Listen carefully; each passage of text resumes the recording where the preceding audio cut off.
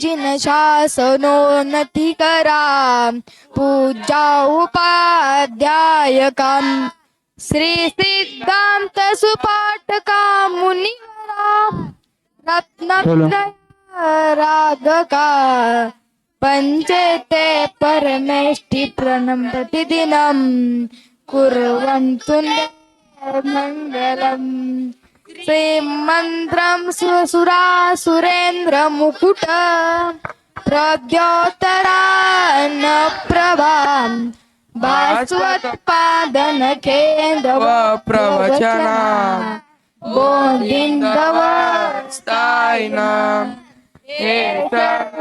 जिन सिद्ध सूरनुगतास् ते पाठका साधवा स्तुत्यायोगी जनैश्च पञ्चगुरव कुर्वन्तु ते मङ्गलम् बोधवृत्तममलम् रत्नत्रयं पावनम् मुक्ति श्रीनगरादिनाथ जिनप योक्तोपद जपदाम् धर्म सुक्ति सुधा चैत्यमखिलम् चैत्यालय श्रायल प्रोक्तं च त्रिविधं चतुर्धमणि कुर्वन्तु ते मङ्गलम् नाभेयादिजिना प्रशस्त वदना ख्याता चतुर्विंशतिः श्रीमन्तो भरतेश्वर प्रभुतयो ये चक्रिणो द्वादश हे विष्णु प्रतिविष्णु लांगंधरा हे अप्तोत्तरा विंशतिः सैकाले प्रतितास त्रिषष्टि पुरुषा कुर्वन्तु ते मङ्गलम् ये सर्वोषधिरोदयास्तु तपसा वृद्धिङ्गता पञ्चये चाष्टाङ्गनमानिमित्त कुशला अचव्यक्षारिणो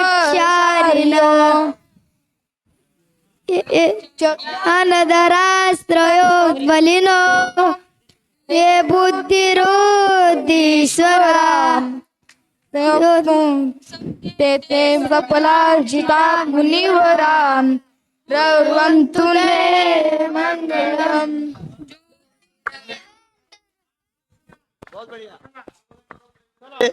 बहुत बढ़िया, तालियां बजाओ सभी लोग।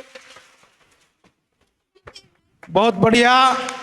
बारिश भी अपना मंगलाचरण कर रही है और इन बच्चों ने यहाँ पर मंगलाचरण किया है। बहुत बहुत धन्यवाद। जोरदार तालियां बजाओ इन बच्चों के लिए। अभी आपके सामने मंगलाष्टक के बाद भक्तांबर स्तोत्र, जिन्होंने यहाँ पर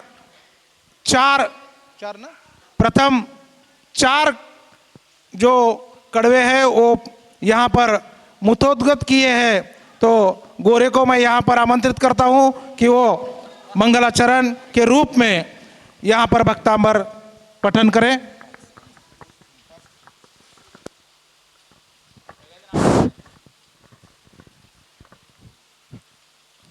भक्तामर प्रणत मौलिमणि प्रभाणा मुद्योतकं दलित पापतमो विताणम् सम्यक् प्रणम्य जिनपादयुगं युगादा वालम्बनं भवजले पततां जनानां यस्संस्तुत सकलवाङ्मयतत्त्वबोधा दुद्भूत बुद्धिपटुभिः सुरलोकनाथे स्तोतेर्जगत्त्रितयचित्तहरेरुदारे स्तौष्ये किलाहमफितं प्रथमं जिनेन्द्रम् बुद्ध्या विनापि विबुधार्चितपादपीठ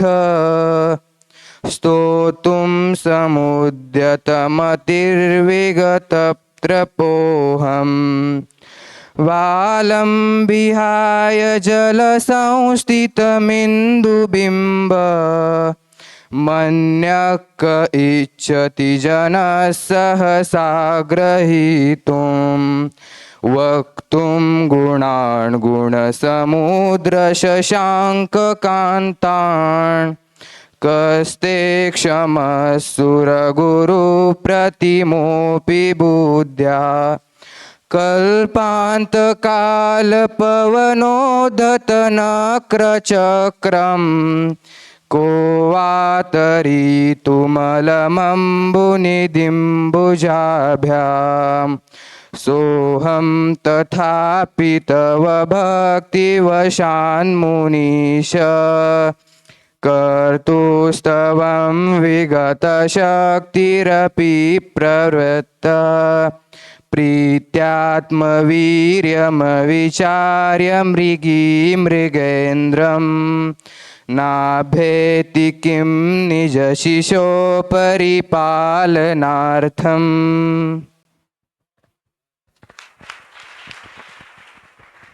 जोरदार टाळ्या झाल्या पाहिजेत गोरेसाठी। धन्यवाद। इसके बाद में महाराज जी के चरणों में त्रिवार नमस्तु करते हुए निवेदन करते हैं कि महाराज जी आज की मंगल बेला में आपके मंगल आशीर्वाद हमें प्रदान करें। नमस्तु गुरुवर, नमस्तु गुरुवर, नमस्तु गुरु।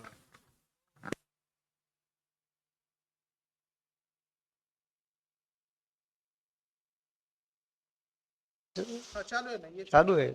हाँ ओम, हाँ ठीक है। ओम, ओम नमः, ओम नमः। चलिए सभी बच्चे हाथ जोड़ेंगे। हम जैसा बोलेंगे ना वैसा आप करेंगे, ठीक है। 3 बार हम ओंकार ध्वनि कहलाते हैं। सबसे पहले ओंकार की ध्वनि करना, धीरे धीरे श्वास को भरना है और फिर श्वास को छोड़ते हुए ओम बोलना है। ये ओंकार की ध्वनि बहुत ही पावरफुल मंत्र है। ये पूरे विश्व में शांति करने वाला है। जो बच्चे इसको पूरे मनोयोग से इस ओंकार ध्वनि का उच्चारण करेंगे, हम जैसे आपको अभी करा रहे हैं ना, आप सुबह सुबह उठ कर के अपने कमरे में भी कर सकते हैं। वहाँ पर तो भी आपको ये बहुत पावरफुल ऊर्जा से भरने वाला मंत्र है ओंकार ध्वनि, ठीक है ना। इसको अभी हाथ ना जोड़ें, अभी ऐसे ही शांति से सामान आसन से बैठ जाएं। एक हाथ पे एक हाथ रख करके जैसे भगवान बैठते हैं ना, ऐसे बैठ जाओ। 3 बार ओंकार ध्वनि करेंगे, इसके बाद फिर आगे, ठीक है ना। आंख बंद करेंगे सभी लोग, आसन अपना सीधा करेंगे बिल्कुल जैसे आप सभी लोगों ने मंदिर में भगवान जी को देखा है। कैसे बैठे रहते भगवान, ऐसी नासा दृष्टि करे हुए और आंख बंद, यानी आंख खुली ना बंद। भगवान की स्थिति ऐसी रहती है। आप आंख बंद भी कर सकते हो, नासा दृष्टि का मतलब आधी खुली आधी बंद, ऐसे होता है, ठीक है। आसन व्यवस्थित करेंगे अपना, हल्के धीरे धीरे श्वास को भरेंगे जैसे हम करेंगे। एक बार हमें देखो।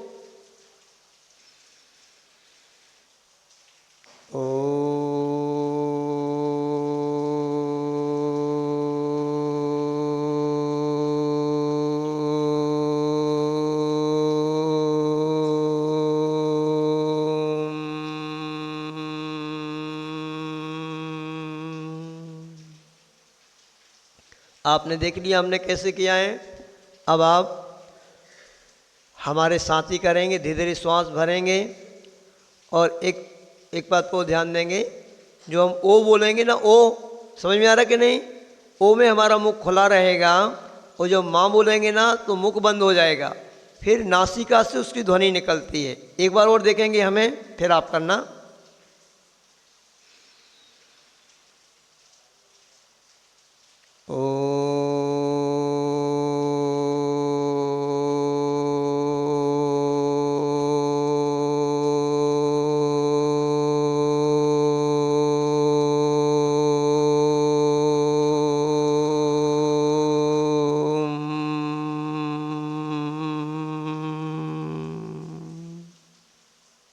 समझ में आ गया? अब धीरे धीरे श्वास भरिए सभी।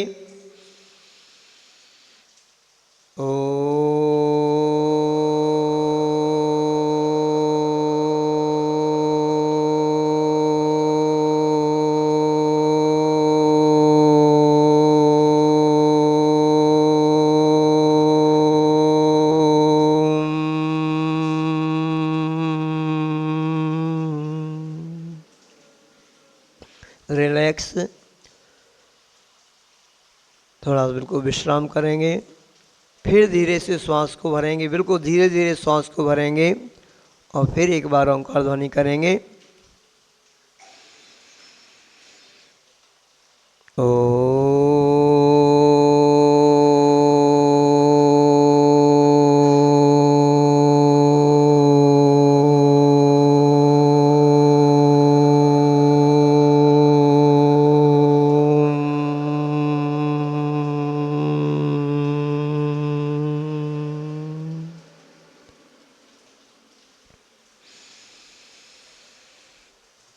विश्राम करेंगे थोड़ा, रिलैक्स। इसके बाद फिर धीरे धीरे एक बार धीरे धीरे श्वास को भर के फिर से एक बार ओंकार ध्वनि।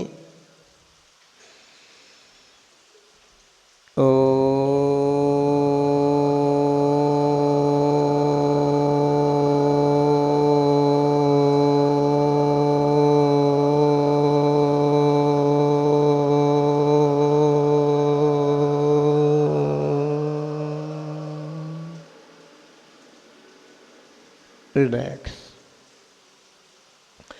ये ओंकार बहुत महान मंत्र है।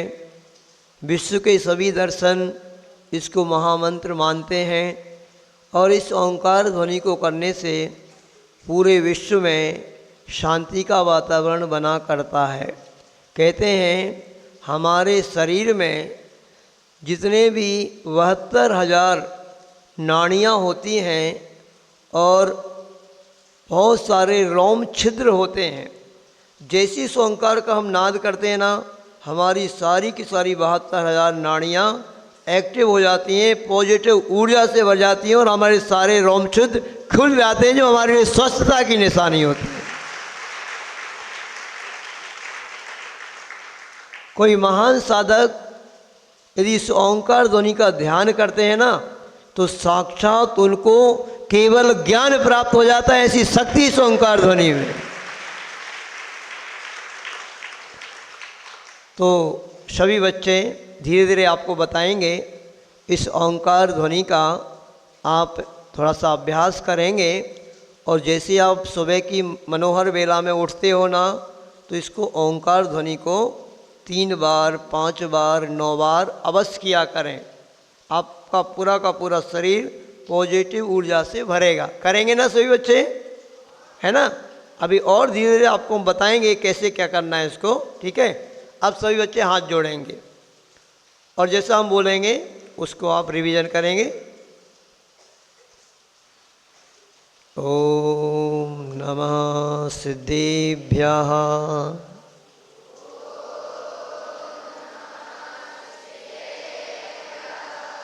ओम नमः सिद्धेभ्यः,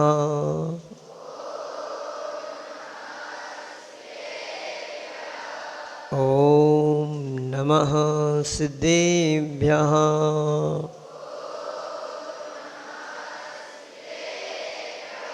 नमो अरिहन्ताणम्,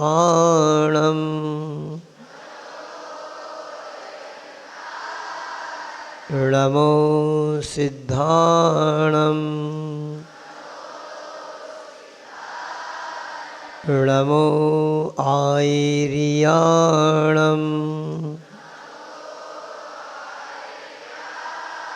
नमो वज्रायाणम्,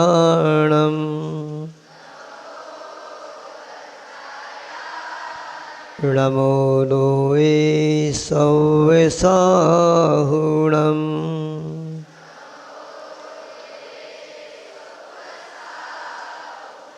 ऐसो पंच नमो यारो,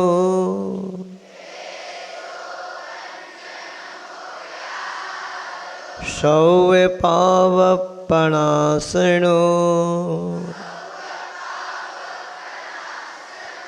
मंगलाणं च सव्येसिं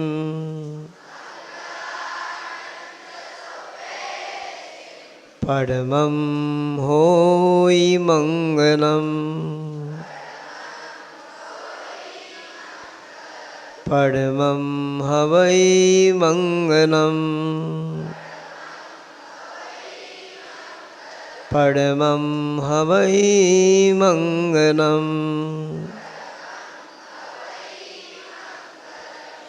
बोलिए 1000 देवादेव देशु संजी कुरुशरण जी भगवान की। प्रथमाचार्य आचार्य भगवान श्री शांति सागर जी महाराज की। संत श्रोमणी आचार्य गुरुवर श्री विद्यासागर जी महाराज की। परम पूज्य आचार्य प्रवर श्री समय सागर जी महाराज की। पूज्य निर्यापक सुमन मुनि श्री वीर सागर जी महाराज की। ऋषि विशाल सागर जी महाराज की। समस्त मुनि संघ की।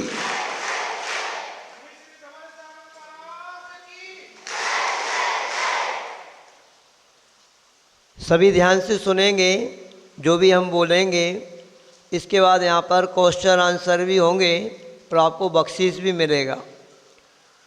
आचार्य गुरु विद्यासागर जी महाराज ने हाई को जापानी छंद में कुछ कविताएं लिखी हुई हैं। एक कविता है, ध्यान से सुने। पर की पीड़ा अपनी करुणा की परीक्षा लेती। बोलेंगे सभी बच्चे, आप ये याद भी कर सकते हैं। बोलो, पर की पीड़ा अपनी करुणा की परीक्षा लेती। किसी दूसरे व्यक्ति को कोई दुख हो रहा हो, कोई कष्ट हो रहा हो, और उस कष्ट को देख करके यदि हमारे अंदर उसके प्रति कोई सद्भावना नहीं आती है, करुणा नहीं आती है, दया नहीं आती है, तो हम क्या माने जाएंगे? बोलो बच्चों, हम एक अच्छे इंसान माने जाएंगे? हम शैतान माने जाएंगे, हम हैवान माने जाएंगे, हम राक्षस माने जाएंगे। और आप सब बच्चे क्या हो? आप सभी बच्चे तो भगवान का रूप हो। क्या हो? क्योंकि सभी बच्चे एक दिन यदि अच्छे भाव रखते हैं, अच्छी भावनाएं रखते हैं, अपने मन को अच्छा रखते हैं, तो आप भी भगवान बन सकते हैं। आप बताइए बच्चों, भगवान राम कितने वर्ष जंगल में रहे? 14 वर्ष तक रहते ना। किस किस बच्चे ने रामायण को पढ़ा है? कभी पढ़ा है किसी बच्चे ने रामायण को? नहीं पढ़ा? पढ़ना। आप जब बड़े हो जाओगे ना, और थोड़े से यहाँ से इस गुरुकुल से पढ़ने के बाद जब अपने अपने घर जाओगे, तो सभी बच्चों को रामायण पढ़ना है। और उस रामायण में पढ़ कर के देखना कि भगवान राम वनवास में 14 वर्ष तक रहे, पर कभी भी उस समय उन्होंने कोई हिंसा की है क्या? कोई नॉनवेज खाया है क्या? आपको कहीं भी रामायण में देखने को नहीं मिलेगा, है ना। तो महावीर भगवान ने भी, राम भगवान ने भी, हनुमान भगवान ने भी यही बताया है कि किसी भी जीव को सताना, मारना, दुख देना, ये बहुत हिंसा नाम का पाप है। कौन सा पाप है? हिंसा पाप। इसको हमें कभी भी नहीं करना चाहिए, क्योंकि यदि हम किसी को दुख देते हैं, हम किसी को मारते हैं, परेशान करते हैं, तो फिर वो व्यक्ति उसका बदला हमसे अवश्य लेता है। रामायण में एक चौपाई आती है, उसको ध्यान से सुनना। विश्व प्रधान धर्म कर राखा, जो जस करे सो तस फल चाखा। ये आता है ना। इस सारा का सारा विश्व, इस सारी की दुनिया कैसी है?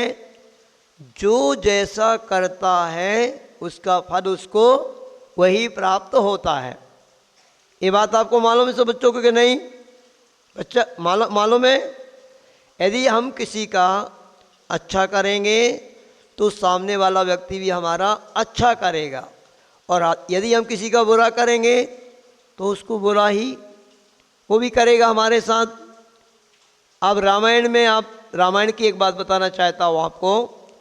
रावण ने क्या किया? क्यों? रावण ने क्या किया था? सीता जी को हरण किया था। सीता को हरण करके ले गया था रावण। फिर रावण के साथ क्या हुआ? क्यों भाई? रावण की आरती उतारी गई क्या? रावण को फूलों की माला पहनाई गई क्या? क्या हुआ? रावण आखिरकार राम लक्ष्मण के साथ युद्ध में मारा गया कि नहीं? मारा गया कि नहीं? तो हमें कभी भी कोई गलत कार्य नहीं करना चाहिए, है ना। सभी बच्चे यहाँ पर देखो, इस गुरुकुल में रह कर के, इस कुंथलगिरी के गुरुकुल में रह कर के आप सभी बच्चों को कितना अच्छा समागम प्राप्त हो रहा है। अभी आपने देखा संस्कृत लोहे के चने कहलाती है, सभी बच्चों ने देखा। और यहाँ पर सर्वप्रथम मंगलाष्टक के रूप में उस संस्कृत के श्लोकों को पाठ करके कुछ बच्चों ने सुनाया। मतलब कितना बड़ा काम किया उन्होंने। जो मंगलाष्टक सुनाने वाले बच्चे थे वो तो जैन बच्चे थे, किंतु जो भक्तामर स्तोत्र का यहाँ पर पाठ किया है बच्चों, उन भैया का क्या नाम है? गोरे। और वो जन्म से जैन नहीं है, किंतु इस गुरुकुल में रह कर के सारे बच्चे जैनों का ही आचरण कर रहे हैं और जैन बन गए हैं सब। और आपने देखा कितनी सुंदर आवाज में एक एक श्लोक का उच्चारण हमारे गोरे भैया ने किया, और आप सब बच्चों ने उसकी जोरदार अनुमोदन की। अभी अच्छे जोर से तालियां बजाओ। बहुत अच्छा। और सभी भावना भाएंगे कि हमारा जो गोरे भैया है एक दिन बहुत सी गति सीख पूरे भक्तामर के 48 श्लोकों को पाठ करके यहां पर सुनाएगा।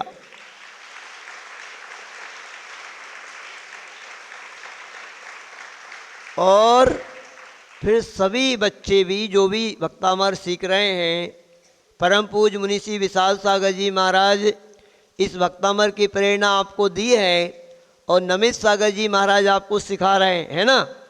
तो बहुत अच्छे से सीखना बच्चों। ये भक्तामर बहुत पावरफुल पाठ है। आप पूरा पाठ जब पढ़ लेंगे, उसकी महिमा को समझेंगे, और जिसको ये पाठ याद हो जाएगा, जिस बच्चे को एक एक श्लोक में ऐसी शक्ति है उसके, कि इस वक्तामर श्लोक को जिसने पाठ कर लिया और अच्छे भावपूर्वक पूरे मनोयोग से आप यदि उस जिस श्लोक की जो महिमा बतलाई है, यदि सामने से शेर भी आ रहा है, वो श्लोक आप पढ़ेंगे तो शेर भी किनारे हो जाएगा, सर्प आ रहा है सर्प भी किनारे हो जाएगा। बहुत भयंकर, यदि आप समुद्र में भी किसी ने गिरा दिया है ना, तो समुद्र से भी आप पार हो जाओगे। ऐसी शक्ति इस भक्तामर स्तोत्र में है।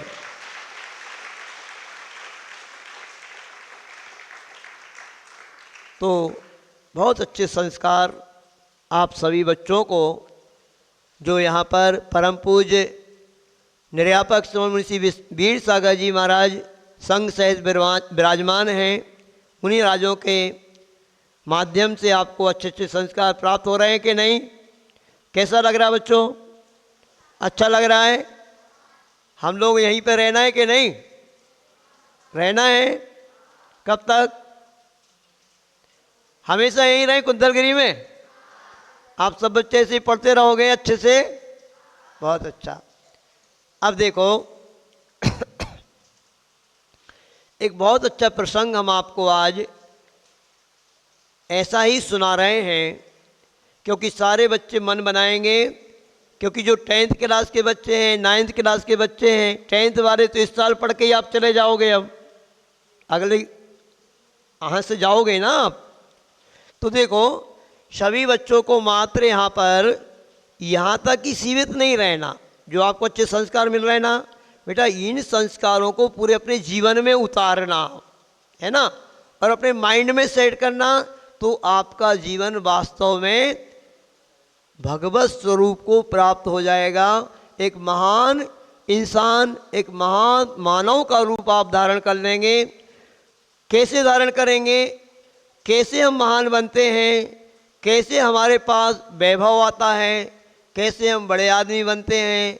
कैसे हम एक महान व्यक्ति बनते हैं? तो इसके लिए आचार्य गुरु विद्यासागर जी महाराज ने एक दोहा हमेशा बोलते थे, ध्यान से सुनेंगे आप। घुटने के बल चलते चलते, घुटने के बल चलते चलते पैर खड़े हो जाते हैं, छोटे छोटे नियम एक दिन बहुत बड़े हो जाते हैं।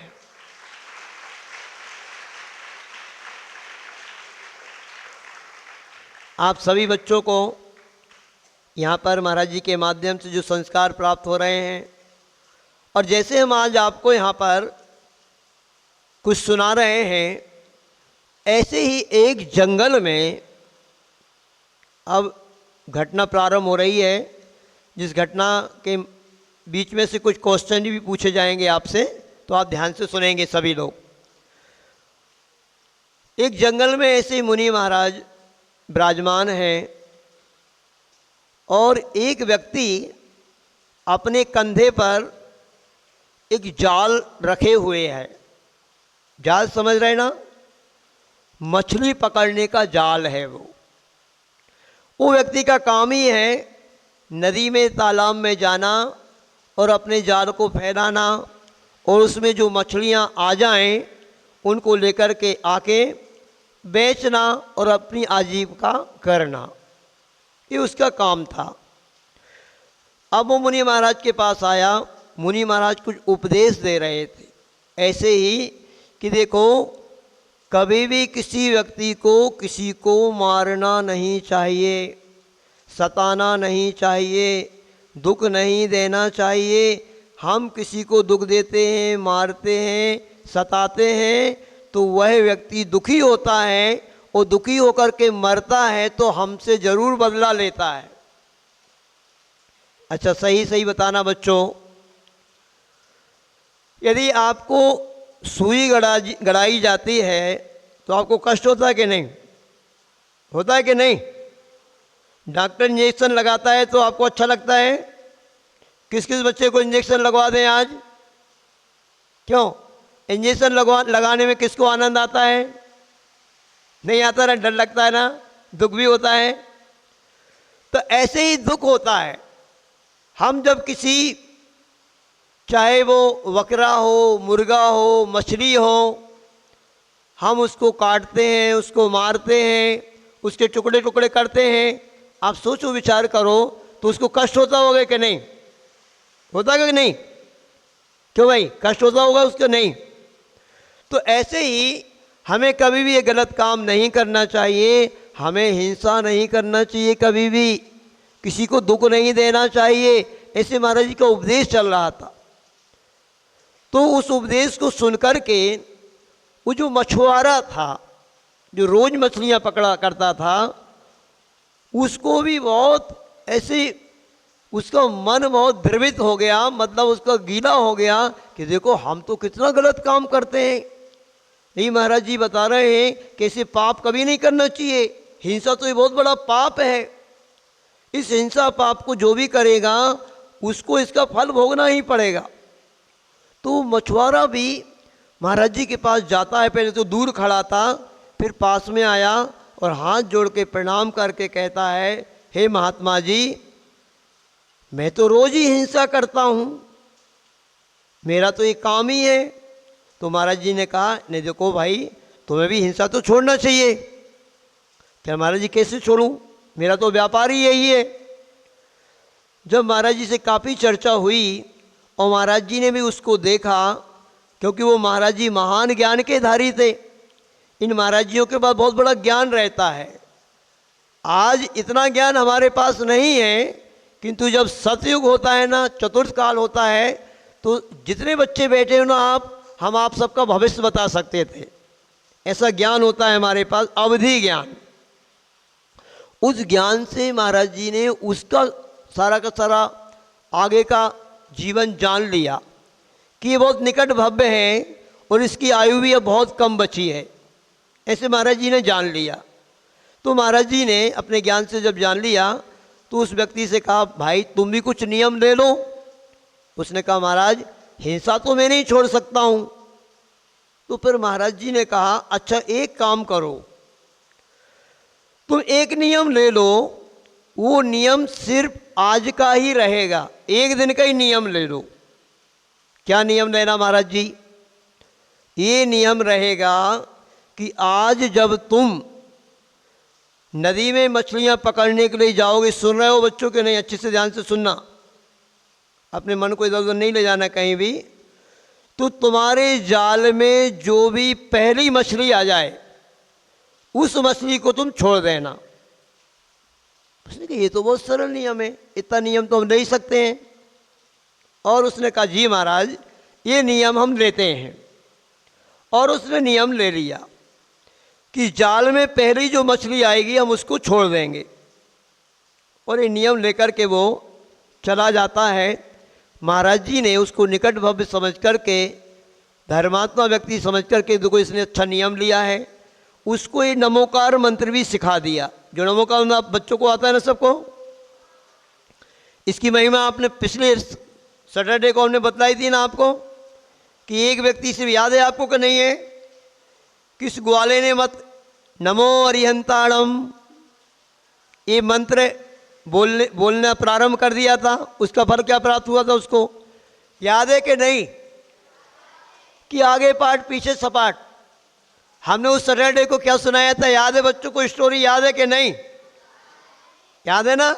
पीछे वालों को याद है, बहनों को याद है, पीछे बैठी हैं, क्या स्टोरी सुनाई थी याद है ना? आप इसको ध्यान से सुनना, आज वाली स्टोरी को।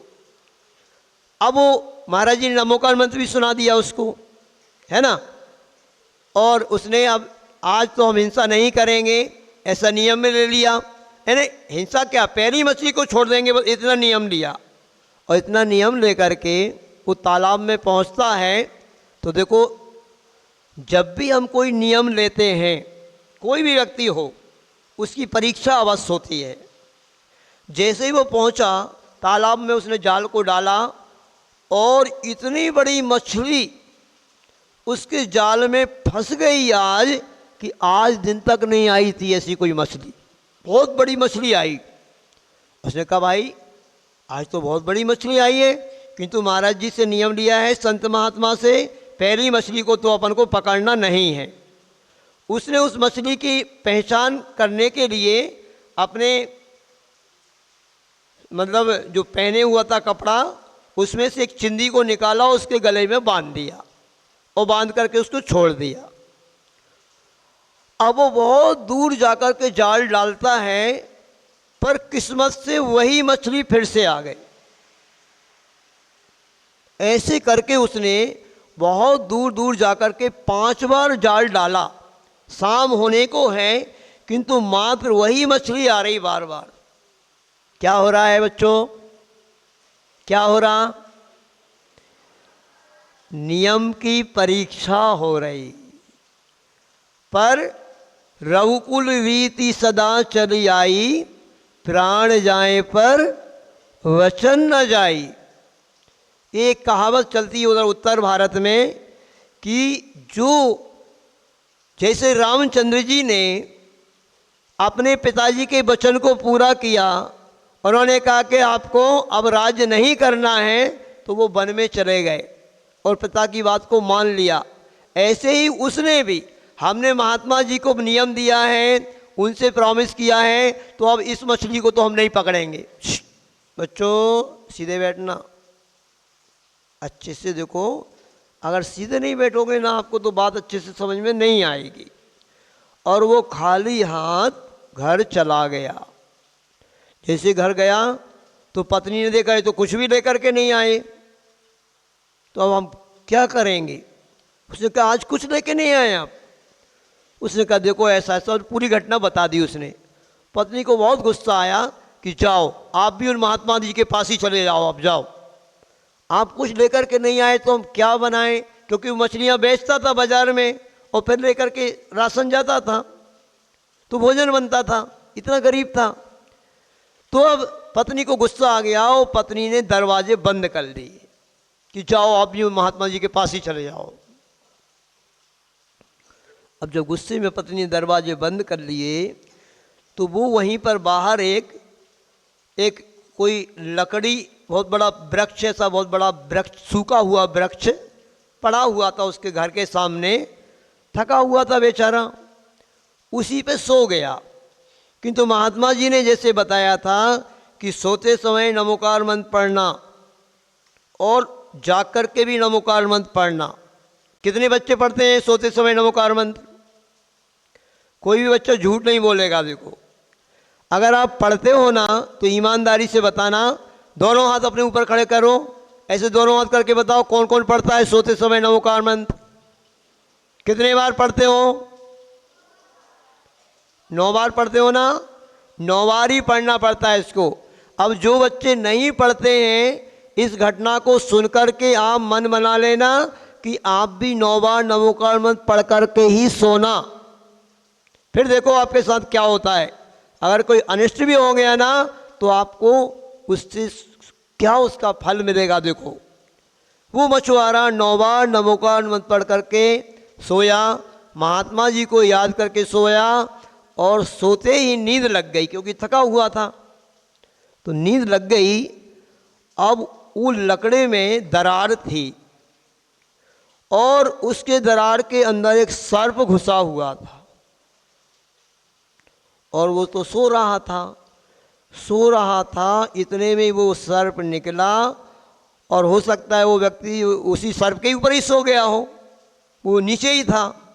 तो जैसे वो निकलना चाह रहा था तो उस सर्प ने उसको काट लिया। क्या हो गया? सर्प काटेगा तो क्या होगा? सर्प ने काटा तो वो व्यक्ति मरण को प्राप्त हो गया। जैसे ही सुबेरा हुआ उसकी पत्नी ने दरवाज़ा खोला तो देखा ये तो सो रहे हैं। उनको ऐसे ऐसे हिलाया किंतु वो जाग ही नहीं रहा था व्यक्ति।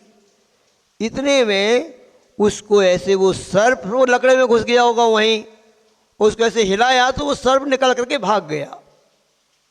उसको समझ में आ गया कि इसको सर्प ने काट लिया है और उसको, वो पत्नी को बहुत दुख हुआ।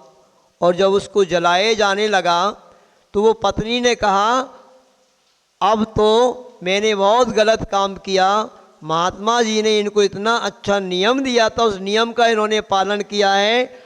अब जो जो नियम महात्मा जी ने इनको दिए हों वही नियम हमारे भी हैं। और वो पत्नी भी उसी व्यक्ति की चिता में ही कूद करके मरण को प्राप्त हो गई। किंतु मन में एक भावना को लेकर के मरी कि हे भगवान, इस जीवन में तो मैंने गलती कर दी, अगले जीवन में भी यही मेरे पति बने। ऐसे भाव को लेकर के वो उस पति के साथ ही मर गई कि इनके जो व्रत है वो भी मेरे व्रत भी हों। अब देखो इस नियम का पालन करने का क्या फल हुआ। वो व्यक्ति मरण करके उसी गांव में एक कोई बहुत बड़े सेठ रहते थे, उन सेठ के घर में उसका जन्म हो गया। और धीरे धीरे वो नहीं, अभी सेठ के घर में उसका जन्म हुआ नहीं, मतलब वो उसकी पत्नी के गर्भ में आ गया। और गर्भ में आ गया तो वहाँ का जो एक राजा था और उस राजा का जो लड़का था, उस सेठ की एक कन्या थी, बहुत सुंदर कन्या थी। उस राजा ने अपने राजकुमार से उस कन्या का विवाह करने को कहा। राजा कौन था? राजा जैन नहीं था और सेठ कौन था? जैन था। अब इस बात को भी यहाँ बच्चों को बहुत अच्छे से समझना है। वो राजा धर्मात्मा नहीं था, जैन भी नहीं था, तो वो जो सेठ जी थे ना, अपनी बेटी का विवाह उसके साथ नहीं करना चाहते थे। इस बात को सभी बच्चे समझेंगे। सभी लोग जो पीछे बहनें हैं, बच्चे सब बैठे हैं, इसका भी बहुत बड़ा अंतर पड़ता है। हमें बड़े होकर के अपनी जाति में विवाह करना चाहिए। समझ रहे बात के नहीं? क्यों? यदि हम जैन हैं, आप नॉन जैन हो, आप नॉन वेज वगैरह खाते हो, आपकी संगति अच्छी नहीं है और ऐसे किसी व्यक्ति के साथ किसी का विवाह हो गया ना, तो कभी भी ये विवाह सक्सेस नहीं होता। ऐसे विवाह में जो आज लव मैरिज चलता है ना, प्रेम विवाह चलता है, ये हो जाते ना, अधिकांश विवाह ये फेल होते हैं। तो अपने जाति में ही विवाह करना चाहिए। इस बात को समझ करके सेठ अपनी गर्भवती जो पत्नी थी ना, उसको अपने मित्र के पास छोड़ करके और अन्यत्र चला जाता है। और वो जो पत्नी उसकी थी, अपने मित्र के पास रह रही थी। सुन रहे हो कि नहीं? स्टोरी थोड़ी सी बड़ी है, हम आज पूरी नहीं सुनाएंगे आपको, अगले सैटरडे को पूरी हो पाएगी। अब क्या हुआ, जो मित्र के पास उसकी पत्नी रह रही थी ना, तो वहाँ पर एक दिन दो मुनि महाराज आते हैं। जैसे हम लोग मुनि महाराज यहाँ आहार के लिए आते कि नहीं, तो ऐसे ही वो मुनि महाराज आहार करने के लिए आए। तो आहार करने के बाद एक मुनि महाराज ने कहा उस महिला को देखकर, महाराज जी, बड़े महाराज जी से, महाराज जी ये महिला तो मुझे बहुत दुखी दिख रही है। अब वो दुखी क्यों थी? उसका पति इस कारण से कि राजा है भाई, राजा जबरदस्ती हमारी कन्या के साथ अपने लड़के का विवाह करेगा तो गलत हो जाएगा, हमारी कन्या तो गलत परिवार में चली जाएगी, वहाँ पर इसके संस्कार कैसे सुरक्षित रहेंगे। तो वो लेकर के चला गया और अपनी पत्नी को अपने मित्र के पास छोड़ करके चला गया, क्योंकि वो गर्भवती थी। तो उन मुनि महाराज ने कहा, अरे भाई ये तो बहुत सौभाग्यशाली पत्नी है इसकी, इसको आप अभागी नहीं समझो। इसके गर्भ में जो बच्चा है ना, बहुत महान पुण्यशाली है, बहुत ही धर्मात्मा बच्चा इसके गर्भ में है और कुछ ही दिन में इस पत्नी के अब दिन पलटने वाले हैं। ये बच्चा तो इतना पुण्यशाली है, आगे जब इसका जन्म होगा ना, ये राजा का राजश्रेष्ठी बनेगा, बहुत बड़े पद पे विराजमान होगा, ये राज सम्मान का पात्र बनेगा। तो उस मित्र के मन में लालच आ गया, अरे अभी तो मैं राजश्रेष्ठी हूँ, आगे ये राजश्रेष्ठी बनेगा, अब तो मेरा तो अपमान ही होने लगा, मुझे तो कोई अच्छा मानेगा ही नहीं। फिर देखो, ऐसा उस व्यक्ति के मन में भाव आ गया, बुरा भाव आ गया कि अभी तो मैं राजश्रेष्ठी हूँ, आगे हमारा ही बेटा राजश्रेष्ठी बनना चाहिए, ये बनेगा राजश्रेष्ठी। किंतु उस महिला का उस बच्चे के पुण्य प्रताप से अभी तक वो अच्छे से ध्यान नहीं रखता था। अब ये बच्चा जैसे जन्म लेगा और जन्म लेते ही मैं इसको मार के फेंक दूंगा, क्योंकि ये राजश्रेष्ठी ना बन पाए, उसके मन में ऐसे भाव आ गया। अब क्या हुआ, कुछ दिन के बाद उस बच्चे का जन्म हुआ और जन्म होने के बाद क्या किया उसने, जैसे माँ मूर्छित हो गई तो वहाँ पर एक मरे हुए बच्चे को कहीं से ला करके शमशान वगैरह में पड़ा होगा, रख दिया और उस बच्चे को उठा ले जा करके चांडाल को दे दिया कि इसको मार के फेंक दो। जब माँ की मूर्छा दूर हुई तो वो कहता है, देखो कैसा पाप कर्म का उदय है, ऐसा ही बच्चे ने जन्म लिया है, मरे हुआ है बच्चा हुआ है तुम्हारे यहाँ। बच्चे समझ रहे हो कि नहीं? ये व्यक्ति अपना स्वार्थ सिद्ध करने के लिए कोई भी व्यक्ति क्या क्या कर सकता है, कितना गिर सकता है। आप सभी बच्चों को भी इस घटना से प्रेरणा लेना है। हमें सुनने में आया है कि इस गुरुकुल में रहने वाले बच्चे भी कभी कभी कोई बच्चे दूसरों को परेशान भी करते हैं, करते हो कि नहीं? क्यों भाई? ईमानदारी से ऐसे नहीं करना, किसी को परेशान नहीं करना। तुम गुरुकुल में रहने वाले जितने भी बच्चे हो ना, तुम अब आपस में भाई हो। और जो बहनें पढ़ती हैं, बहन है सब बच्चों की, तुम आपस में भाई बहन हो, समझ रहे हो कि नहीं? बेटा एक दूसरे से भाई बहन के साथ मिलजुल कर जैसे अपन रहते हैं ना, कभी अगर भाई बहन आपस में लड़ जाते हैं थोड़ा बहुत, तो बाद में उनकी जो बुराई होती है वो तो भाई बहन की थोड़ी देर में सही हो जाती है कि नहीं? तो ऐसे ही करना, किसी बच्चे को कोई बच्चा टार्चर नहीं करना, रैकिंग नहीं करना, किसी की परेशान नहीं करना। नहीं तो ध्यान रखना, फिर बाद में तुम यहाँ से चले जाओगे ना और एक दूसरे के दुश्मन बन सकते हो आप। ऐसा नहीं करना है ना। तो उस व्यक्ति ने जाके चांडाल को दे दिया और चांडाल उस बच्चे को लेकर के पहुंचा कि इसको मार के फेंकना है।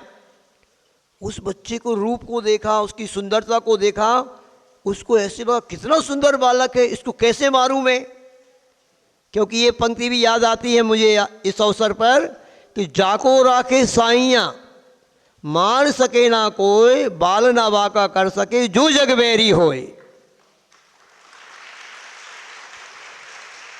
जो व्यक्ति अच्छा धर्मात्मा होता है, अच्छा कार्य करने वाला होता है, उसका कभी कोई बाल बाका नहीं कर पाता। और वह बच्चे को चांडाल ने छोड़ दिया, मारा नहीं।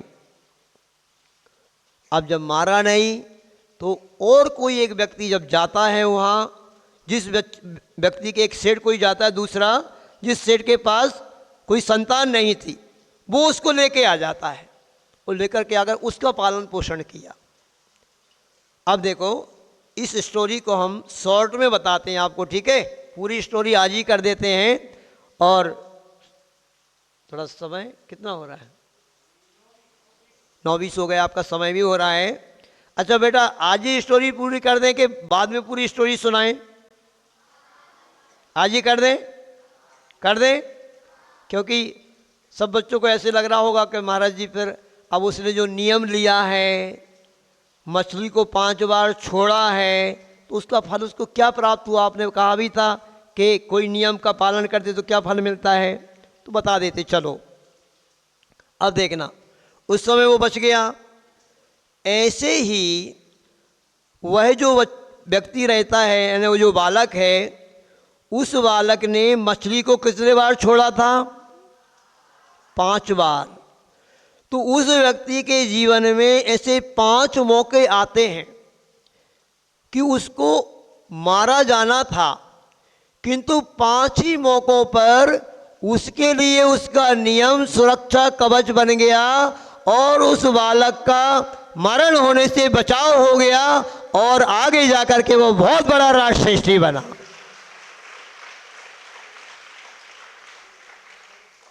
क्या बना? राजश्रेष्ठी बना। और बहुत बड़े घर में उसका जन्म हुआ था। वो सेठ भी बहुत बड़ा था। और उसके बाद वह वहाँ का जो राजा था ना, वह राजा ने अपनी राजकुमारी का विवाह भी उसके साथ कर दिया और उसको राजा बना दिया।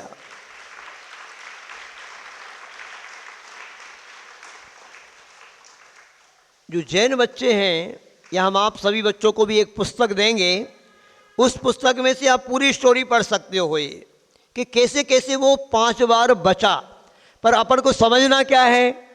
अपन को समझना यही है इस स्टोरी के माध्यम से कि उस मछुआरे ने 5 बार उस मछली को बचाया, तो अगले जीवन में उसका जन्म एक सेठ के यहाँ पर हुआ, जो सेठ बहुत बड़ा आदमी था। और फिर उसको 5 बार किसी के द्वारा मारा जाना था, किंतु उस मारे जाने से वो 5 बार बच गया कि उसने भी मछली को 5 बार बचाया था। समझ में आ रहा कि नहीं? अब उसने मछली को 5 बार बचाया तो उसके लिए वो नियम सुरक्षा कवच बन गया।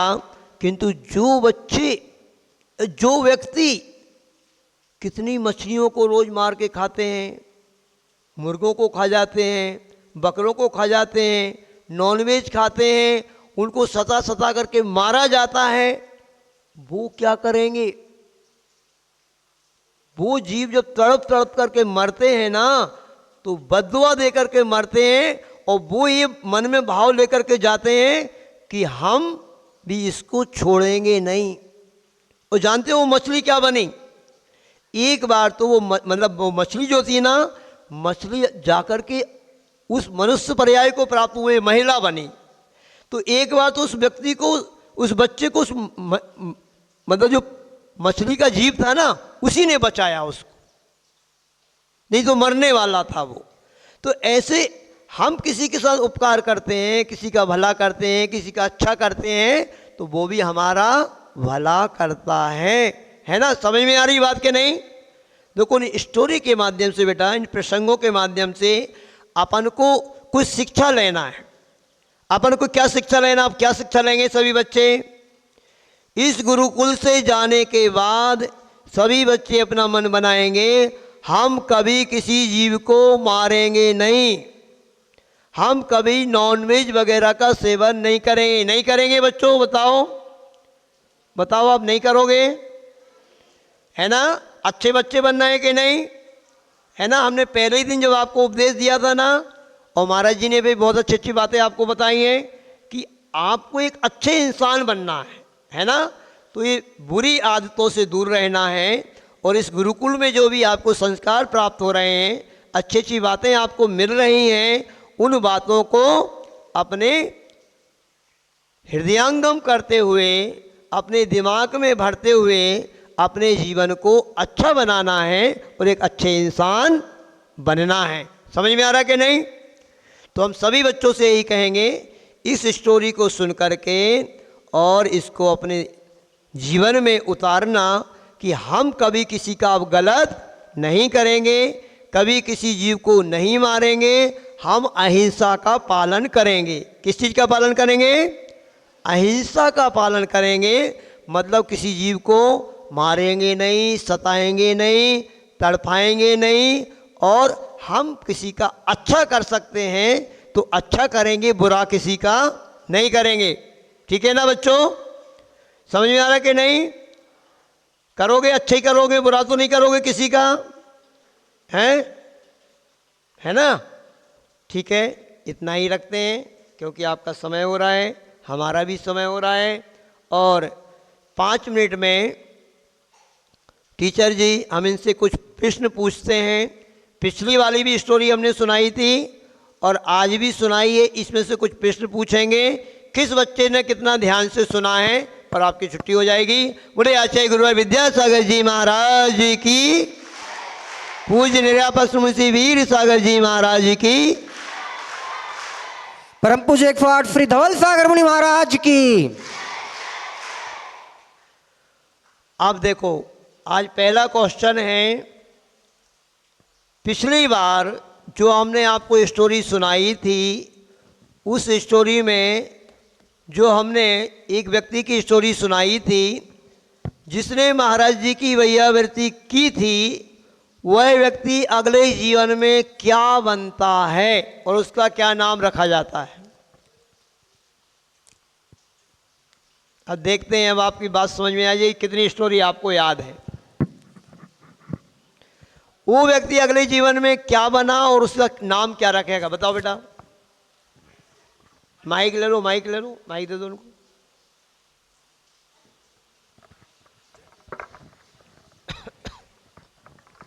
अगले बच्चे तैयार रहेंगे। नमस्ते महाराज जी, नमस्ते महाराज जी, नमस्ते महाराज जी। उसका जन्म उस सेठ के घर हुआ था। वो उसके खेत में वो गाया चराता था और उसका नाम सुदर्शन रखा था। उसका नाम सुदर्शन। बहुत बढ़िया, वेरी गुड। उसका नाम सुदर्शन रखा था, सेठ के यहाँ पे उसका जन्म हुआ था। देखो, ये कहलाता है बहुत अच्छे से सुनना और उसकी स्मरण रखना। बहुत बढ़िया, बहुत बढ़िया। उसको आप पुरस्कार दे दें। श्री देशभूषण कुलभूषण विद्यालय के प्रधानाचार्य माननीय श्री देवफैली सर जी को मैं आमंत्रित कर रहा हूँ कि वो बच्चों को उपहार दे करके सम्मानित करे और चलो अगला क्वेश्चन, जब तक इस बच्चे का सम्मान हो रहा है, अगला क्वेश्चन उस पहले वाली स्टोरी में से पूछ रहे हैं, है ना? जो वो स्टोरी महाराज जी ने वो हमने आपको सुनाई थी, उस स्टोरी में जिन मुनि महाराज की वैयावृत्ति उस व्यक्ति ने की थी, तो उन मुनि महाराज ने उसको कौन सा आशीर्वाद दिया था? क्या आशीर्वाद में दे करके गए थे उसको? पीछे वाली बहनों से पूछना चाहेंगे, बहनों को याद नहीं है? हम बहनों से पूछना चाहते हैं कि आपने क्या सुना था। चलो सर आप पूछो, किस बच्चे से पूछना है? हाँ चल सांग तुझ. नमो अरिहंता नम कहकर आशीर्वाद बहुत बढ़िया, नमो अरिहंताणम, यही आशीर्वाद देकर के मुनि महाराज उसको गए थे और कुछ भी आशीर्वाद नहीं दिया था। बहुत अच्छा। चलिए अभी यहाँ पर आज जो हमने आपको स्टोरी सुनाई है, इस स्टोरी में कौन व्यक्ति क्या लेकर के कहाँ पे आया था? कौन व्यक्ति क्या लेकर के कहाँ पे आया था? पूछो सर, किससे पूछना है? वो पीछे वाला भैया है, बताओ बेटा। आ जाओ आ जाओ आ जाओ, माइक वहीं पे दे दो। नमस्ते महाराज जी, नमस्ते महाराज जी, नमस्ते महाराज जी। मछुआरा मछली पकड़ने का जाला लेके मुनि श्री के पास आया था। बहुत बढ़िया, बहुत बहुत सही आंसर दिया इस बच्चे ने। अब इस स्टोरी में मुनि महाराज आए थे। बड़े मुनि महाराज ने छोटे मुनि महाराज से नहीं, छोटे मुनि महाराज ने बड़े मुनि महाराज से क्या कहा? बताओ बेटा, आप बताओ, आगे वाले भी यहाँ। छोटे मुनि महाराज ने बड़े मुनि महाराज से क्या कहा? क्यों ए अच्छे पास में माइक करो बेटा। माइक पास में ले लो। ये महिला मुझे बहुत दुख में लग रही है। क्या? माइक पास में ले लो बेटा, माइक पास में ले लो, मुख के पास में ले लो माइक।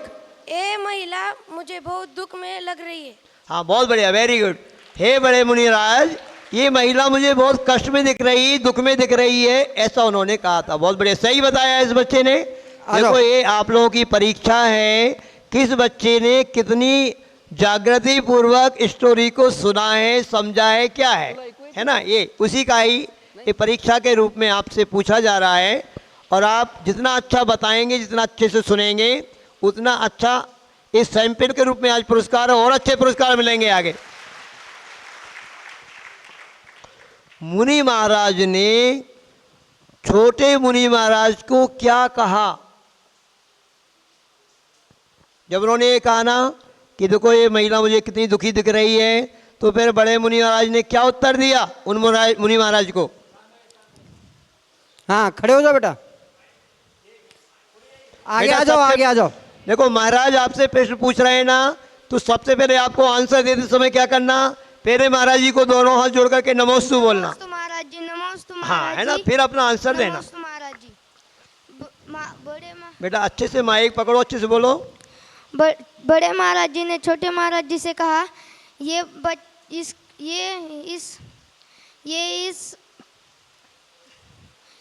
जो हाँ मराठी बोल दे। जल्दी करो बेटा, टाइम हो रहा है।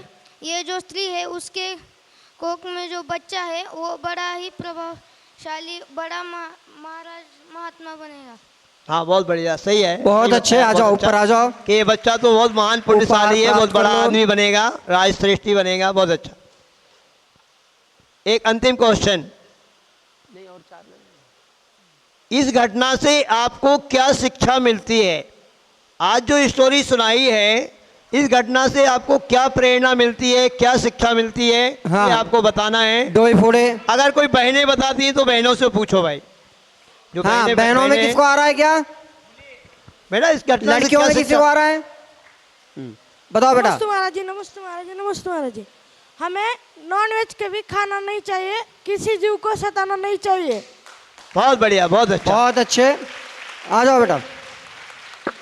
ठीक है, इतना ही रखते हैं, है ना? टाइम हाँ सभी बच्चे हाथ जोड़ ले और गुरुदेव के चरणों में हाथ जोड़ के आज हम संकल्प ले लेंगे कि हे महाराज जी, मेरे पीछे बोलो, हे महाराज जी, नमोस्तु नमोस्तु नमोस्तु।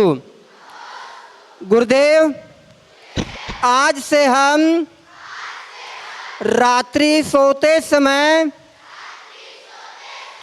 9 बार नमोकार मंत्र का जाप करके ही सोएंगे। नमोस्तु महाराज जी। अच्छा, एक बड़े सर ने एक घोषणा और की थी कल, जो बच्चे क्लासों में नहीं आएंगे, जो भी क्लास लगती है, उनका 1 हफ्ते का नाश्ता बंद होगा, है ना? आप बोलो, आप बोलो।